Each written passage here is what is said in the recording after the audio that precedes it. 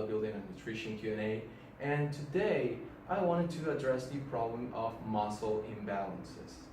So for those that don't know, muscle imbalances are basically the lack of development of some muscles in contrast to others that basically surround that muscle. So for example, let's say that someone has small shoulders compared to their triceps and biceps, or small legs in comparison to their upper body. So you get the point, right? Okay, this can be caused by different things. Number one, genetics. Yes, I know we always blame genetics for everything, but this has a very good point. Genetics can affect the strength of some muscles, the size of some muscles, and your overall body image.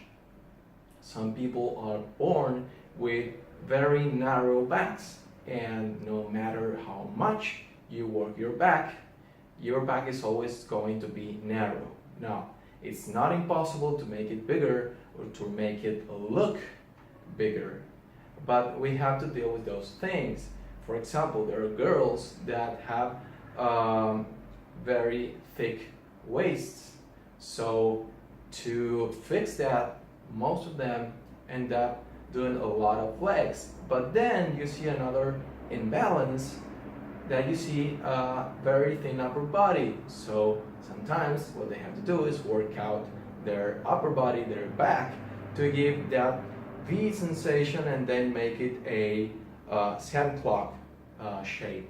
And then they have the appearance of having a smaller waist. So another of the causes is having a bad routine, skipping exercises or entirely skipping a muscle group, which actually happens. That's what actually they say is skip a leg day, or having bad form.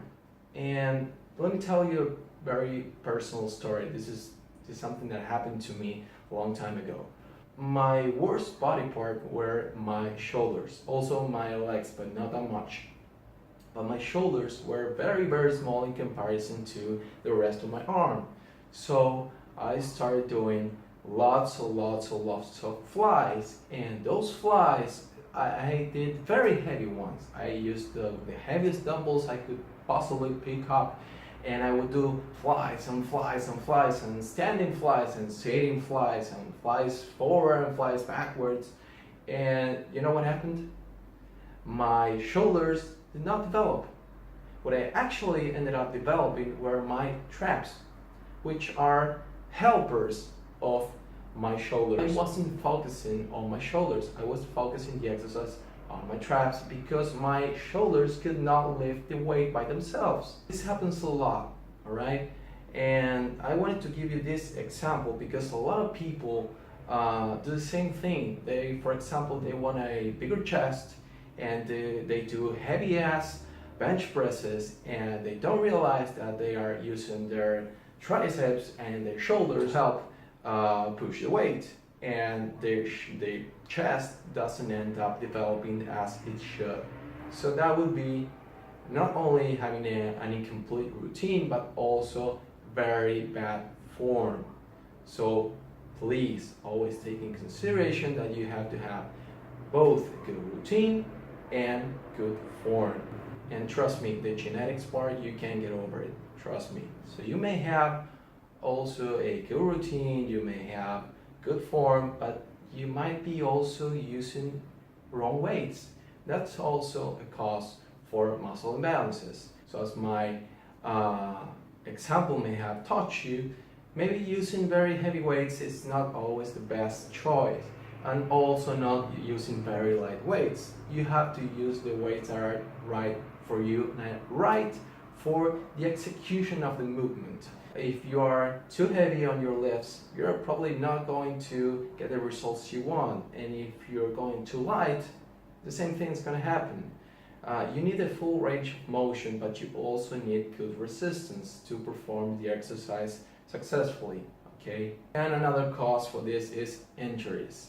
If you have injuries, please take care of them first. There's nothing else worse than having an injury when you want to train. And there's obviously medical options you can go for, or physical therapy, but please take care of them. And if you can take care of them because those are permanent, then you can make a workaround. I'm pretty sure you can, because I have done that before. I have injuries that cannot be cured, but I adapt myself, my routine, to actually deal with those injuries and perform the exercise anyway. So also, there's another cost, and you might probably relate to this, and this is having favorite exercises or favorite body parts. I'm pretty sure that you, if you love your chest, you're gonna love chest day because you see development, you see the results of your hard work, and you probably hate the days in which you have to exercise those body parts that are not growing or are not looking as best as they should. And my advice on this is, first of all, if you have a favorite body part, it's good, it's cool, but don't overdo it.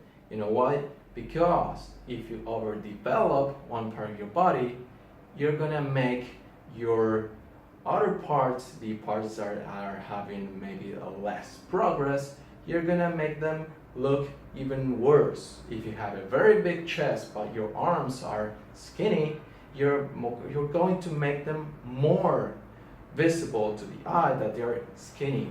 So one of the ways to solve it is, first of all, assess the cause, whether it's genetics, if it is a routine problem, if it's bad form, if you're seeing too much weight, too little weight, if it's an injury, are you eating enough? That's another question that you have to ask yourself. The next step is start from scratch. The best thing you can possibly do if you're not developing one body part is start all over again. Okay? If your legs are not growing, go leg 101. Okay? Start with very low weight and go for reps. Grab the barbell without weight. Try to do 30 reps, 50 reps. Then put 2 plates on. Try to do 30 reps. Then put 2 plates more. Try to do 15. Then progress slowly, but perform the full range of motion. Trust me in this one.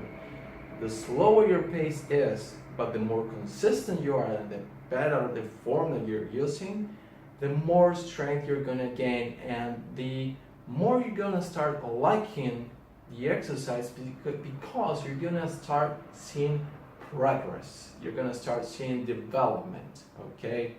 So another step towards fixing this problem is to add more days of training. And I'm not just saying do this body part every single day. No. What I'm saying is do this body part one day of the week and add maybe 3 to 4 sets of an exercise for that particular body part on the other days of the week. So let's say that, for example, your weak body part are your shoulders. So do shoulders on shoulders day. And then maybe on chest day, add 4 or 5 sets of shoulder presses.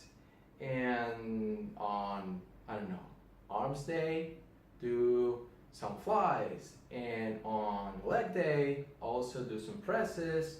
And on whatever, all right? You have to add exercises. Now, there's a difference, and I know what you're probably thinking here, don't do overtraining. And I always say there's no such thing as overtraining. But overtraining is not the same as having muscle fatigue, okay?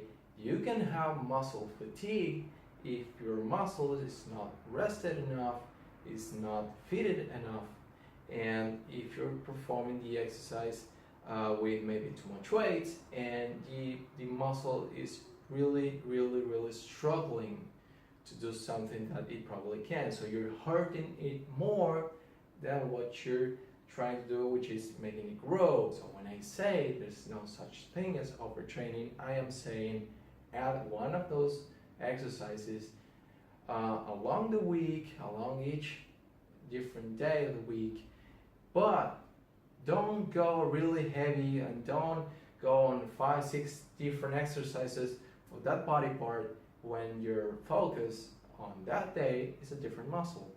Okay, go with 4, 5, 6 exercises for that muscle on the day that you have to hit that muscle. Okay, that's the difference between muscle fatigue, when you're just punishing your muscle all the time too much, and just train it a little bit more. Okay, so the last step towards improving is to get medical help if you have, for example, a medical condition, or if you have an injury and you need maybe physical therapy, or you need maybe surgery. Search for your options, talk to a physical therapist, talk to a doctor, and they will tell you what's the best path for it. And I know that doctors are very likely to tell you, okay, stop training, and it's hard because it happened to me too. I had a medical problem, I had a hernia, and I had to have surgery, and my doctor said, okay, 2 weeks before the surgery, stop training. And you're gonna be able to go back to training normally in like 4 months after the surgery. And I would go mad because of that, because I would say you're cutting my legs off. You're just taking a part of my life out of the equation. No, it's for the better. I had the surgery. I started walking like 3-4 days after that, and I actually went to the gym, and I was just to be there and talk to my bodies. But I started training like 2 months after with the very, very, very light weights, the ones that they're basically rubber, yeah, those weights. And 2 months after that, I went back to normal, and 2 months more, I was actually making more progress than before. So when you have a medical problem, go see a doctor, and if they tell you don't train, don't train. They're doctors for a reason, so trust them. So guys, I hope you enjoyed the video. I hope you liked it. I hope it helped you in something. I hope you learned something from it. And of course, as always, if you like the video, punch that like button, subscribe, and if you have questions or comments or suggestions, please leave them in the comment section below. I read them all and I make videos about them. So that's all for today, and I'll see you in the next video. Bye bye!